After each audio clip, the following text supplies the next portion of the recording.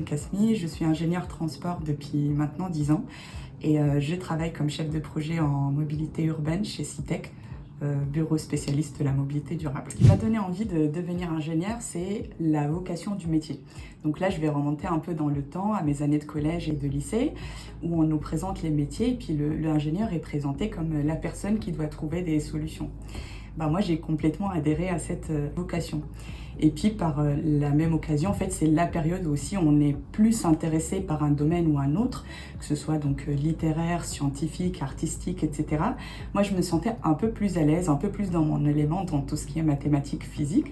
Donc, ça m'a un peu guidée aussi dans mon choix de devenir ingénieur et c'est comme ça que j'ai atterri ici. Après, si je peux dire une chose, c'est que en grandissant, en travaillant, je me rends compte que le métier d'ingénieur, ce n'est pas ces formules mathématiques, ce n'est pas en fait ces calculs mathématiques, c'est plutôt un vrai travail avec une vraie valeur ajoutée humaine, sociale, etc. C'est un travail où on voit l'impact de ce qu'on fait sur les gens, sur les usagers. Alors j'ai fait un parcours d'ingénieur classique, donc en classe préparatoire. Après j'ai intégré l'école Hassania des travaux publics au Maroc, donc c'est une école spécialisée dans le génie civil.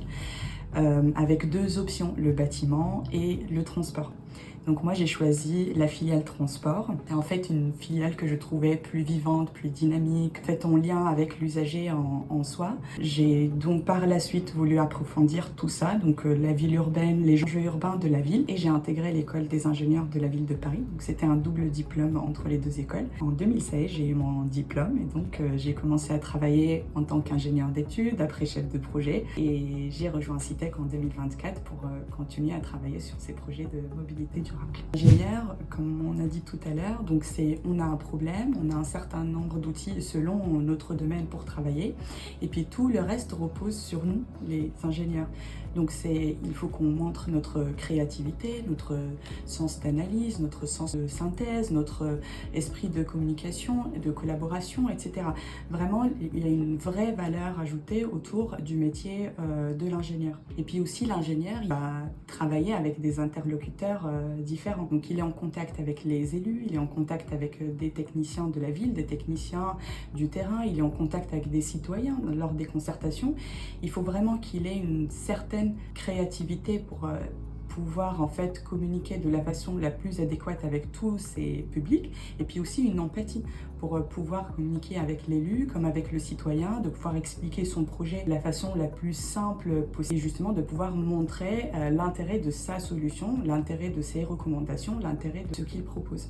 Ma journée type, en fait, je vais alterner sur plusieurs projets qui finalement en fait incarnent ce but ou cette vocation sur différents territoires où l'objectif final c'est d'améliorer les déplacements liés à un usager spécifique. Mon travail, en fait, ça dépendra des jours. Il y a des jours où je vais être sur le terrain, il y a des jours où je suis au bureau, il y a des jours où je suis en train de faire des rapports, il y a des jours où je suis plutôt en réunion, il y a des jours où je suis plutôt en concertation avec des citoyens. Donc vraiment, la journée type n'est jamais la même et je pense que c'est un point fort du métier d'ingénieur. Alors si j'ai un message pour les femmes qui veulent se lancer dans le métier des transports, donc ça serait oser. Faites le métier qui vous plaît. Il n'y a rien de réservé dans le métier des transports. C'est plutôt un métier où les différents points de vue sont une richesse et pas un frein. Et puis aussi, si vous voulez agir pour la ville de demain, si vous voulez agir pour une ville plus durable, le métier d'ingénieur transport est pour vous.